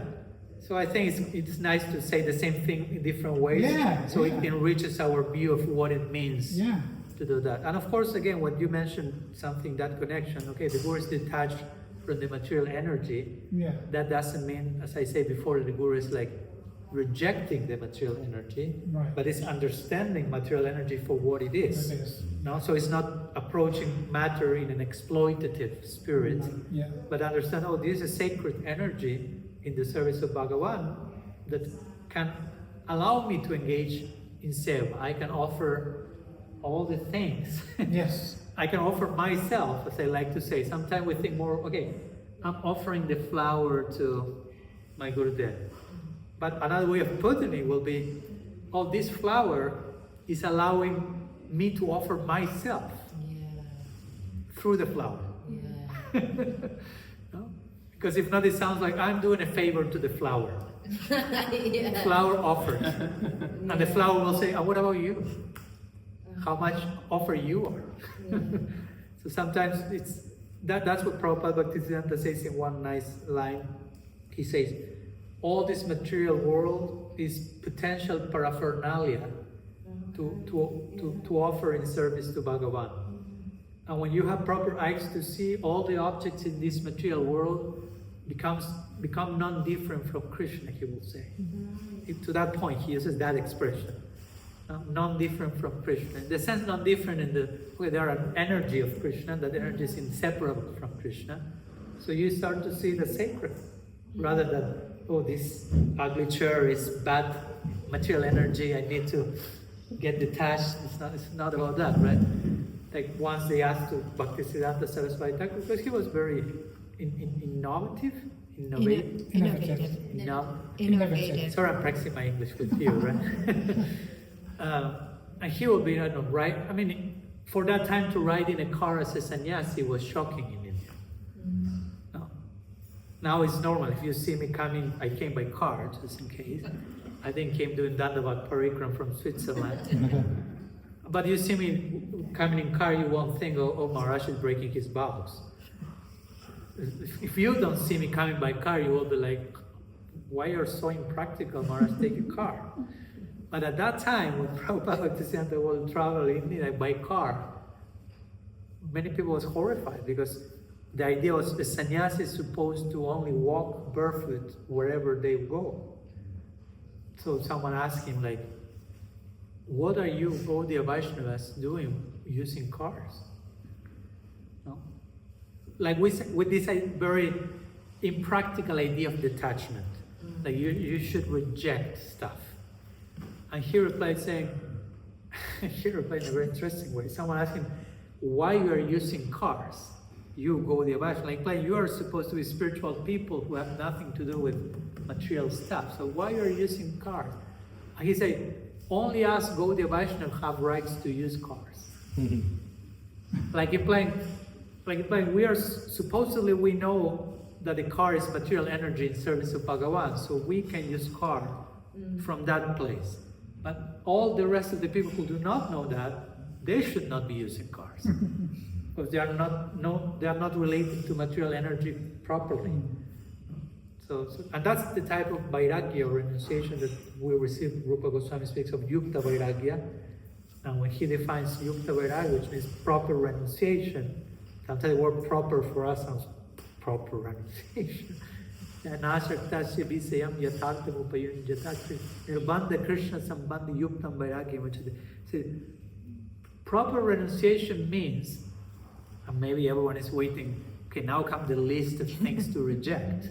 He says, proper renunciation means to relate to everything with Krishna in the center. Just like, it's very positive definition. He's not speaking about renouncing anything. He's saying, proper renunciation means nirbandha Krishna sambandha. Everything is seen with some Krishna sambandha. Everything is seen in relationship to Krishna. That's our renunciation, which implies we renounce to that type of vision that makes see things without relationship with Krishna. That's the only thing we renounce. Separateness, seeing this chair as something separate from Krishna. That I renounce. I do not renounce the chair. I renounce like a separatistic view of the chair of the chair, of the car, of these or these. All of this is connected to Krishna, is in service to Krishna. So I see things from that. Once I have that vision, I can employ everything. Of course, easier said than done. We shouldn't weaponize. No, everything is Krishna's energy, and secretly you are just exploiting stuff, right? But yeah, that's our detachment, going to your point, right? Because if not, we can become, and I've seen that, that's why I'm taking some trouble to clarify that. See, the ones getting a little bit obsessed with detachment in very non-Gaudiya Vaishnava ways. Like a little more like yogi detachment or like mukti-oriented things, and I said, that's not our life. If we're focusing on the things that we have to give up, isn't that developing faith in our own strength of will rather than developing faith in Krishna as well? That we're concentrating on, I mustn't do this, I should not do that, rather than adding a little bit more service each day. Yeah, and it can create a whole negative orientation to the practice. No? Like sometimes I joke with devotees, joke not to cry, speaking about what in some circles is called the 4 regulative principles, that many times are conceived in negative terms. No? Do not do this, do not do that. And sometimes for some devotees, that's what it means to be a devotee. So I ask you, so what is, imagine I'm like a newcomer, okay, what do you Gaudiya Vaishnavas are about? What do you do? And you will reply, I do not do this, I do not do that, I do not do this, and I do not do that. Okay, but what do you do? I do not do this. So everything is negative, and that in itself creates a negative orientation to the practice and to life. Now, being a devotee means not doing certain things. That's not the idea. It means doing positively beautiful, fascinating things. And as a byproduct, param drishya nivartante, by having a higher taste, some other things, I'm not interested in that, naturally. No? Bhagavatam says that Vāsadeva Bhagavati Bhakti Yoga Prayoti Janayati Suvairagyam Gyanam Chedahaitukam. By practicing bhakti, vairagya comes, renunciation comes as a byproduct. It's not first become detached and then so you qualify yourself for bhakti. That's backwards. Practice bhakti, get a higher taste, and then it becomes more and more natural to release the lower taste, which is lower taste means the selfish, self-centered, oriented taste. So for me, like to give you an example, and I spent a whole chapter in one of my books on that because I feel it's important. Sometimes I say, okay, one of my most important principles in my practice, not eating meat. And it's like, that's not the principle. That's not the actual regulative principle is ahimsa, which goes beyond your plate. Right? Because I can be non-violent on my plate, but very violent in how I relate to everyone outside of my plate. But even I'm making the principle larger. No, it's not just a plate. It's non-violence. But still, ahimsa is negative, right? It's non-violence. So how will you translate that into a positive? It's what Krishna wants to eat. Sorry? It's what you eat what Krishna wants to eat because you've offered it to him. Yeah. But if I take the principle beyond the plate also, because again, ahimsa is not about only eating. It's about how I relate to others, for example. So what will be the positive way of saying non-violent? Care? Sorry? Forgiveness, care, Compassion. love. So many beautiful, positive things we could say. And I wouldn't stop there. I will say, okay, the principle then is not do not eat meat. It's not even ahimsa. It's caring, being loving, but also be as caring, as loving as you can. Not run to the lowest common denominator again. Okay, what's the least loving I can be to be legal following this principle? To check the box. No, try to be as loving as you can, without again going crazy, but do not be complacent in your regards to your potential. You have a great potential to love. Be as loving as you can. That's the actual regulative principle, I will say. I will argue, rather than do not eat meat. So now you see the difference between do not eat meat, be as loving as you can. That's way broader and way more difficult to follow. But that's invitation to grow into that. So we don't feel, oh, I'm already doing that. I'm not eating meat. But are you being as loving as you can? Oh, there's always place for growth in that. So technically speaking, I'm not following strictly the four regulative principles. In that sense. Because I can always be more loving. And the other principles are the same. One of the principles is no gambling. No, that's not the principle. The principle is satyam. And these four principles appear in the Bhagavatam. Ahimsa, Socham, Tapas, Satyam. Satyam means truthfulness. And what it means truthfulness, that's enough. to live with. It's way more complex than just do not go to the Cardiff casino. Okay? That's relatively easy. And again, we may need to begin there. Yeah, I'm not gambling, okay. But that's not the totality of what it means to be truthful. Follow my point? So that's for me a way of bringing fascination into our life. Like a certain idea that we had, okay, this means this. Like, ooh. Oh, it means, now it's bigger, deeper, more beautiful, and more challenging, more difficult to follow, but at the same time, more inviting. So it's like I feel invited to participate. Because before that, I already felt I'm doing that. So there's no invitation. box checked. Yeah. I'm not It's going like to a closed-ended question Yeah. versus open-ended. Exactly. It's closure versus disclosure. Exactly. And when you conceive these ideas, truthfulness, be as truthful as you can. That has no limit. So it remains open forever. The principle, regulative principle remains open forever. Be as loving as you can. Wow. Is there a limit to that? There's no limit to that. So you can always continue going deeper in the 4 regulative principles, which sound like a basic thing that you learn on day 1, and then you realize, I could be doing this forever. Yeah. But we need to approach all the things with proper conception. So again, they do not remain like fixed ideas. Because when they remain very fixed ideas, we start to develop this toxic sense of certainty. Yeah, I'm doing this, I know what that is, I'm doing that, and then you are trapped. You're like, I'm a devotee. But you're stuck many times. And I'm talking this because I've seen that a lot, and it's not that I'm free from that either. It can happen, it can visit us any day. So the invitation is to remain moving. Dr. Rasmi? Just one thing in regard to what Madhai Prabhu was saying.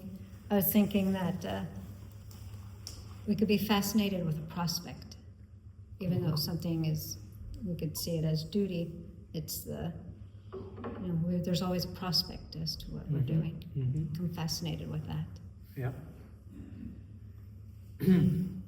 Yeah, like the other day we were in Switzerland till 2 days ago, till yesterday. Yeah, I lost track of time. And we were 1 week, we did a retreat in the Alps, and we spoke for 1 week on Śrī Gadadhar Pandit. Only on Gadadhar Pandit, like in Gadadhar Saptaha, we call it. Which again, is not a topic that sometimes you usually spend 1 week talking about. We say, okay, let's concentrate on this and let's drill in. And we started to say, well, for many this may sound a little bit about our head, and it may be not sound very practical, and some of these ideas may sound like a little bit long-term goal to attain. But going to your point is, but hopefully that brings some fascination with the prospect. I'm not there yet, but I'm being shown like a portal of what's waiting for me. Yeah. And it may take me some time, some years, some lifetimes even. No rush. As long as I'm walking in the right direction, at the right pace, I'm already on my way. And the journey in itself becomes a destination, because bhakti is for the sake of bhakti. So sometimes we can receive this darshan, this portal of what's waiting for us. And even if I'm, again, long-term, I can feel fascinated by that and start to move in that direction with a new pace because of that, right? And there's a beautiful prayer by Prabodhananda Saraswati in his Radha Rasa Sudanini. He says he's praying to Sri Radha and for the prospect of service to her, and he concludes him, well, but there are some verses that he's very passionate and fervent about longing for that and wanting that and praising that. And then he says, but at the same time I realize I'm longing for something very high, very deep, and who am I to long for that? And then he concludes, well, yes, I realize that this is something too deep for me to probably attain in this lifetime. But even if I can die longing for that, then my life is a success. No? Exactly. Aspirationally. If I can die with that aspiration, even if I have not reached whatever level of that, but having the aspiration, sincere, longing aspiration in my heart, that's a success, because that will warranty how the journey continues to unfold. Jam jam bapishmaram baram tyajantyante kalevaram, Krishna says in the Gita. In whatever state of being you leave this body, you continue your journey. So, even if you have not officially attained this or that, the sincere aspiration, it's not so much about attaining this or that, by living with the right aspiration. Because sometimes we become a little bit goal obsessed. I have to reach to point B, whatever, and becomes more mukti oriented, our practice. I need to leave this world, I need to transcend samsara, I need to get over on the other side of the fence. Our practice, our goal is not mukti, our goal is prem, and it begins here now, or nowhere at all. So it's mostly, for me, the main thing is cultivate the right intention, the right aspiration, and that the rest will take care of itself. Whatever time it takes, again, we are not here. Like someone asked Vyāsadeva Maharaj, okay, if I start practicing bhakti in this lifetime, the person was kind of with a calculator in hand. If I start practicing bhakti in this lifetime, how many lifetimes will it take for me to reach Golok Vrindavan? Like very much like, give me the number. That story about, did you go to Guru? I can't remember his name, Lord Chaitanya. He said, no, you can't come anymore. And he was begging to come back. Mukunda. And he said, oh, Mukunda. I don't know how. Yeah, feel a million thank goodness for that. A million lifetimes, yeah. At least I know. Yeah. So, and that confirmation is already there. No? Krishna says in the Gita, Name Bhakta Pranashati, my devotee never perishes.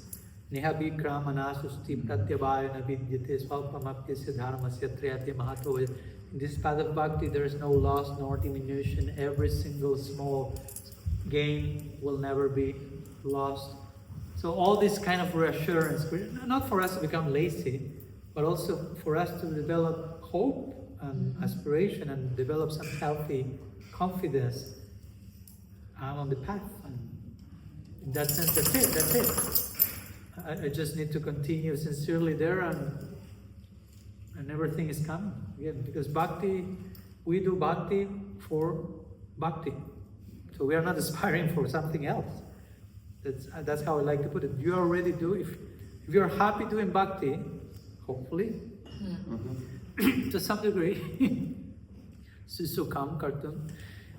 If you're happy doing bhakti, you're already doing what you want to do forever, which is bhakti. Wow. You just need to increase, just want to increase. And it never stops increasing. So that's also the point. It's not that you reach a point like, okay, there's no more increase. So you're already doing bhakti, it's increasing, and even when you reach Golok Vrindavan, you'll be doing bhakti and it's increasing. So in that sense, in one sense, you're already there. You're already The love is always increasing. even more. Even more. Always increasing. So in one sense, going back to where we are, you're already doing what you want to do forever. So from that sense, you can say you're already saved. That's it. Because you're already doing what you want to do forever. Again, not to become arrogant or complacent, but just to feel humble and grateful for, I'm doing what I want to be doing forever. I'm in eternity somehow already, because I'm already doing what I want to do in eternity. And of course, more depth, but there's no end to the depth either, right?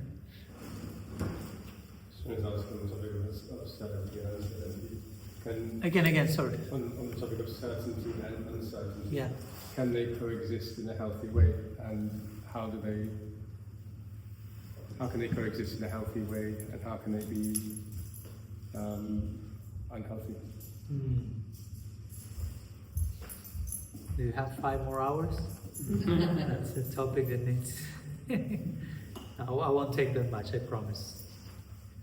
Prashant has been offered, so we want to honor that eventually. But I will say uncertainty and certainty can coexist, because if it's all uncertainty, it's too much. No? If everything is completely uncertain, it's overwhelming. And if everything is absolutely certain or predictable, it's overwhelming in its own way. It's like suffocating. No? Everything is already predetermined and predictable and controllable. It's like there's no excitement, nor surprise, no wonder, no fascination. But if everything is uncertain, it's too much. So there needs to be some balance of the two. As a friend of mine will draw 3 circles, and she will say, in this, the smaller circle is, in the center is comfort zones. So that's kind of too much certainty. The next circle is learning zone. So you are living somehow certainty to some degree. But the next circle is panic zone, which is too much uncertainty. So we want to be in between. And something in that regard that once I read from a Christian author, Henry Nouwen, and I really appreciated that. There are many ways to speak about this, but one thing he says, there's only one thing that is certain. And he said, one thing that is certain is that God loves you. Everything else is uncertain. But if you have that certainty in place, you can live with everything else being uncertain. Again, that's a way of speaking about it, we could say. But my point is, we don't need that many things being certain and predictable, but to know that we are already being loved and accepted and embraced by the divine, that can give such a healthy, healing foundation that we can even deal with other things not being certain, being out of control, knowing that that foundation is always there. But when that foundation is not there, when I don't feel myself being loved and seen and accepted, I look for too much certainty because I lack that necessary certainty. So I try to make everything that needs to be uncertain, try to make it certain. And that's when it becomes a problem. I try to control too much of reality, to make everything too predictable, because I'm very fragile, very insecure, so I need everything to be working perfectly, which will never work like that. So I think it's very important to know what is healthy certitude and what is healthy uncertainty. So healthy certitude, yeah, I'm loved by God, and of course some other things. We all need probably a few other things. You need to have certainty that you have a place to sleep tonight, that you have some food to eat tomorrow. Most of us need that. We might not be like, oh, we'll see what Krishna sends tomorrow. If I have to eat, I eat. If I don't have to eat, I will fast. On some level, you can feel like that, like the Gosvāmī, that for most of us, we need some other things being certain, which is fine. Again, not to chastise ourselves, but to have some balanced psychology, but being careful not to overindulge in certainty to the point that, again, life becomes totally predictable, too suffocating, and too much everything in order. And there's no place for spontaneity and surprise and love, because Rupa Gosvāmī would say, Heri bhagati premna svabhavakati love, that love moves in a crooked way like a snake, which means it doesn't move in a straight line. It's not predictable. It will catch you by surprise. Whenever Krishna plays his flute, he's always playing it from a different place.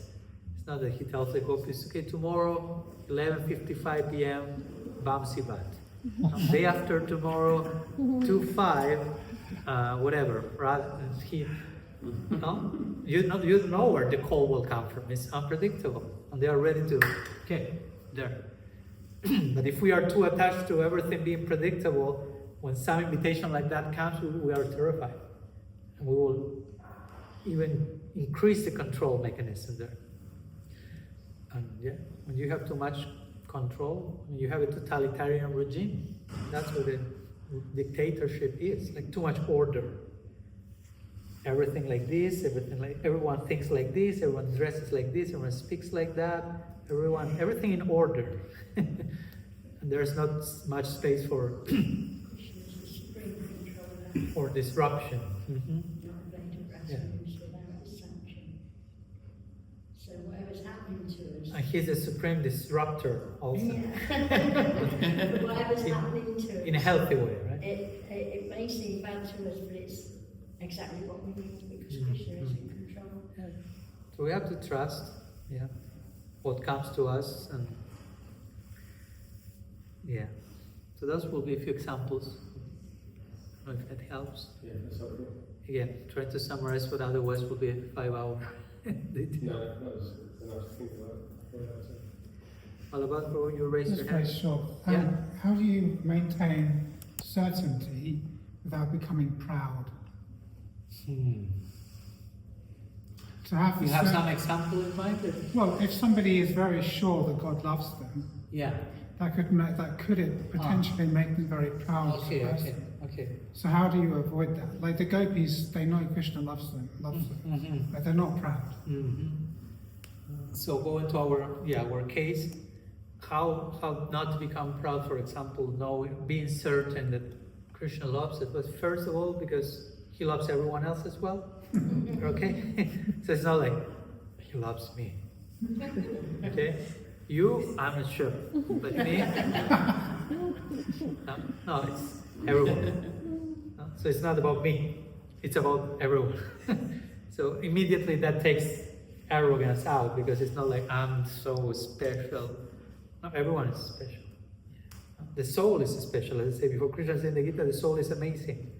So again, how I can say I am amazing, because I am the soul, and the soul is amazing, but I'm not my own creation.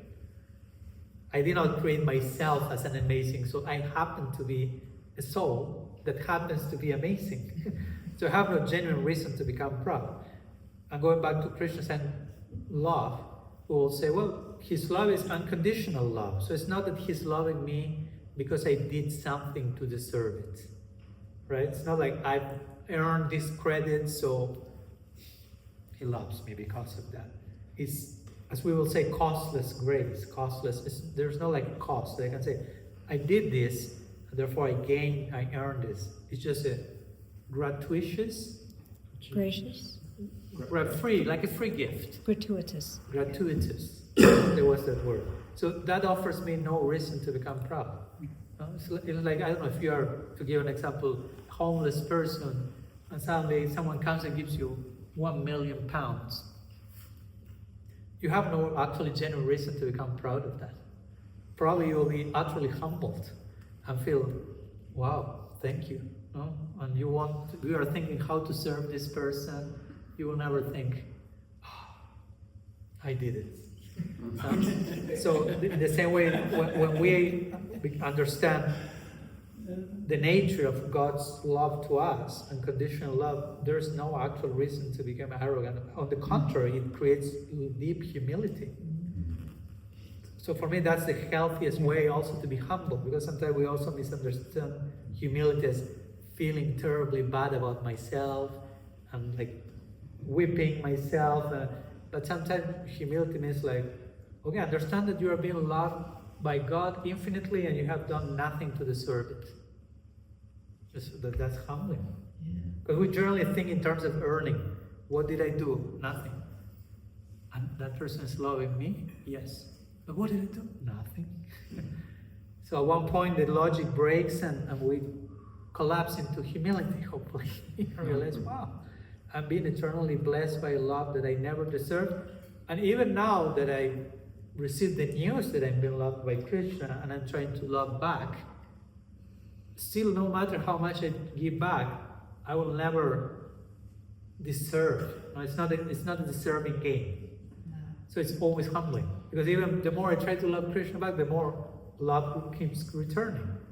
So, an interesting thing is that Krishna himself feels equally humbled. I don't know, with the gopis. He said, I cannot repay back your love. I'm indebted to you. May your love be your own reward. So that's very interesting. We feel humbled by how we are being loved by God. God feels humbled by how he's being loved by his devotees. So everyone feels humbled. Whomever contacts the real nature of love, whether it is us or even Krishna, the result is deep humility.